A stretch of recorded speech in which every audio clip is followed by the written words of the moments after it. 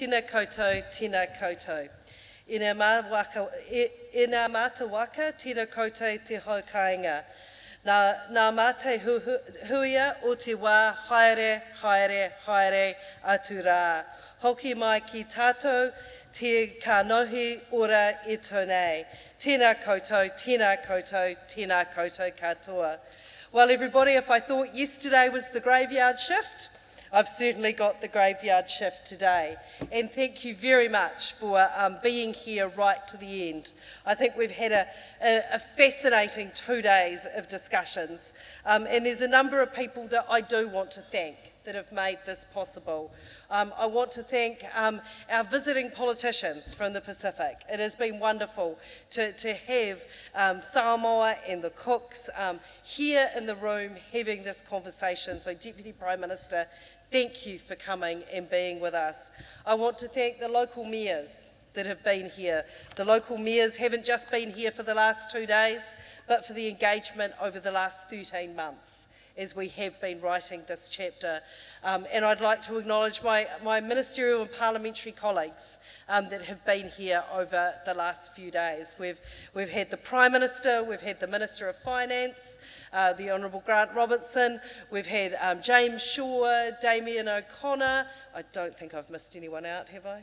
It's late in the day. And also the local MP, Jonathan Young, who has been here with us for some of the time as well. I want to acknowledge local iwi, and I think the conversations we've had over the course of the last 2 days are incredibly important for how it is that we think about a just transition in the context of Aotearoa New Zealand.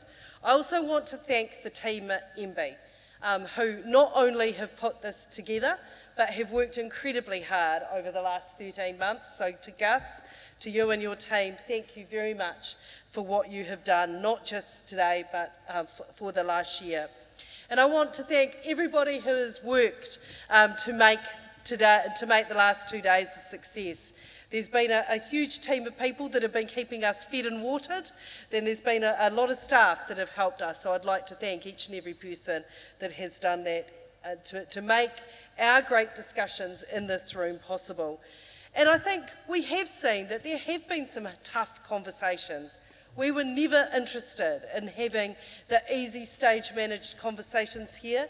But we're bringing about change, as I said at the opening remarks, it seems like a lifetime ago now on Thursday night, or Wednesday night, that we are prepared to have the tough conversations that are inevitably involved in change. So thank you for everybody who has taken part in that. I think we have a number of other thank yous to make. And it's thank you to the speakers that have got on this stage, and I think reminded us of some very important things.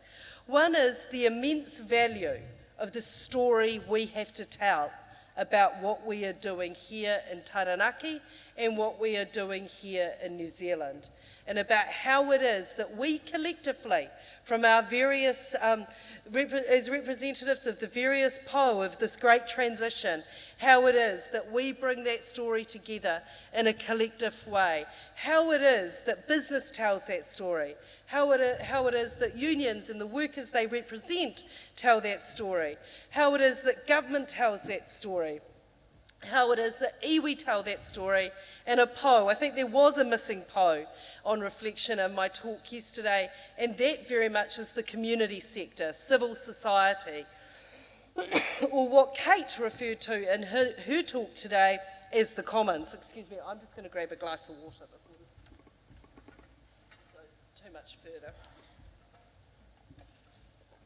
So I would like to thank the very strong representation that we have had from civil society with us over the last couple of days. So what have we learned? What have the last 2 days gathered in this room, having these conversations, what have they given us? I think one of the things that has struck me as immensely important is this notion of the story we have to tell, and the fact that one of the next steps that we have to take is actually getting that story together and telling it in a compelling way. I think the importance of putting people at the centre of everything we do is immense. Whether that is from a business sector, from a government sector, from a union sector, from an iwi sector, or from civil society's perspective, that people are at the centre. I think that genuine early engagement and conversations are absolutely critical to what we are going to do. I think one of the things that people have been asking that, what is this just transition? I get a transition as a path of change, but what do we mean by just? And I've had that conversation quite a lot over the last couple of days, and I've reflected on it. And I think for me, as simple as it is a deliberate transition. We are not waiting around for the inevitable to happen. We are doing this in a deliberate and a planned and a managed way so that we can ensure that this is something that is managed for people at the centre, that we are not going to leave people to the winds of an economic shock. We are going to ensure that we're putting in place plans. We're going to be putting in place the skills training, that we are going to be putting in place the economic development. We are going to be putting in place the active labour market policies to ensure this just doesn't happen to people, but that we are in charge of it and we have some control over the destiny. And I think for me, and I think I'd be interested in hearing more from people about what it is that, if their thinking on what that means has changed. In terms of where to from here, I think that's one of the other critical things that we now have to evaluate for all of us in the wake of what we've learnt over the last couple of days.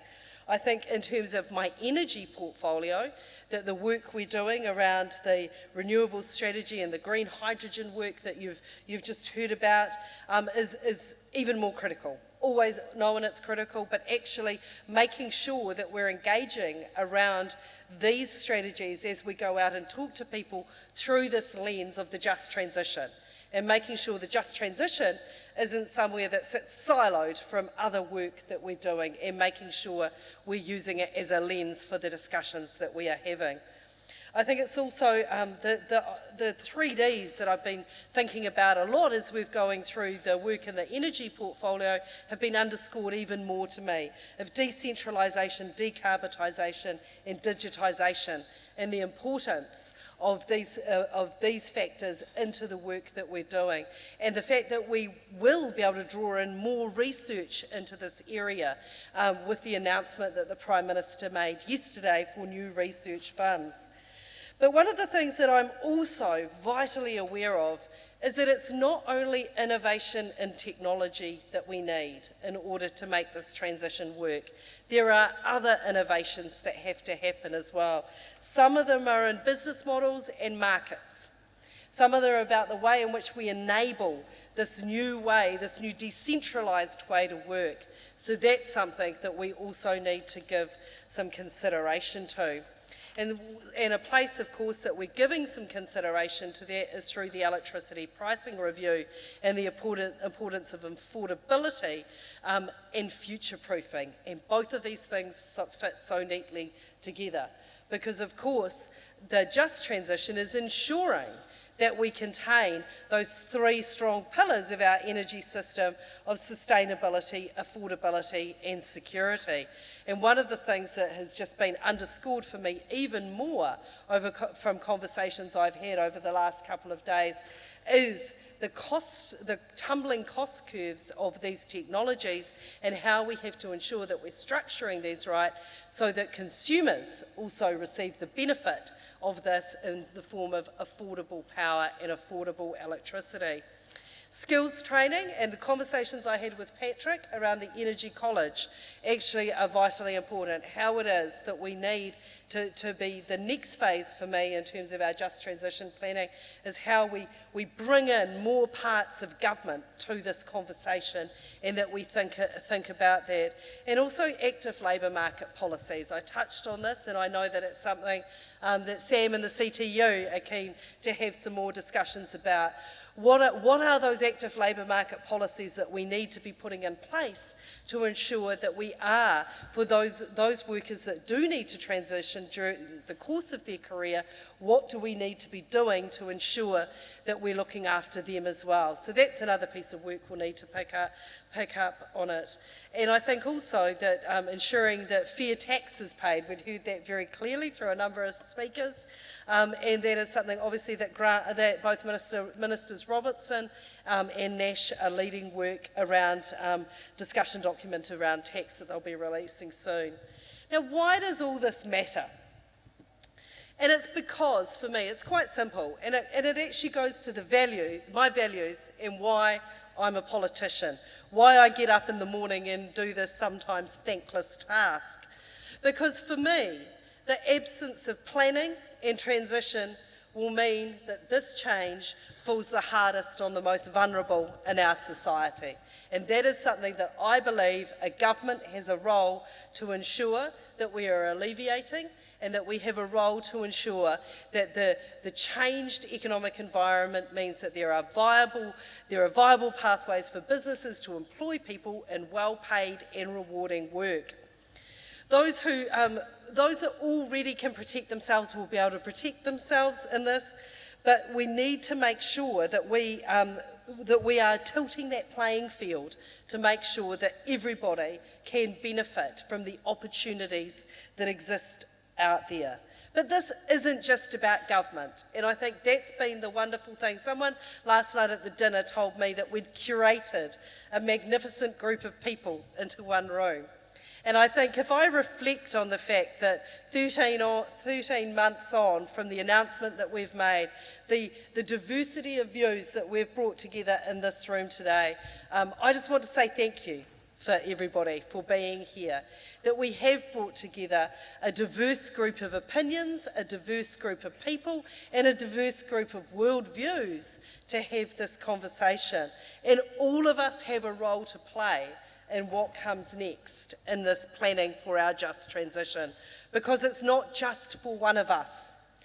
As we said, we need to tell New Zealand's story, and I think Neil Holdham has really underscored that over the last couple of days. As he said, we need to make that story simple so that we get mass buy-in and real early engagement from people. And I think that's something that I want to continue to work with people on.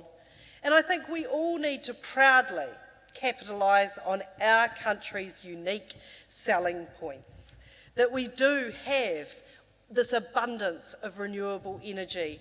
When I go and talk to ministerial colleagues around the world and they say, what level of renewable energy are you at? We're striving to get to 50, and I say 85, they look at me with envy. That we have this abundance of renewable energy, and we have even more capacity, and we have a strong brand that we have to protect. Every one of us has to make sure we protect. But there is international interest in us, and we need to build the Alliance for Change.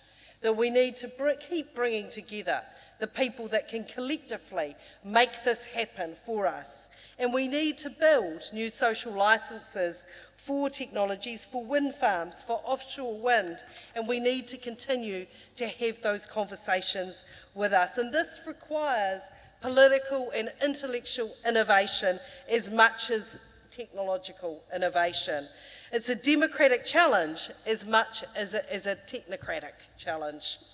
So once again, my final chance to thank you for the work that you have done, and my ask of you to continue to work together with all of us, that we all continue to work together to build public confidence to deliver on this transition, for us to create this plan, to see it through. And all of us have a role in this. We've come to this summit to make a difference. This is a call to action. Now, if each of you all go out in your roles and help make that happen and help make that difference, I will thank you. Kia ora tātou.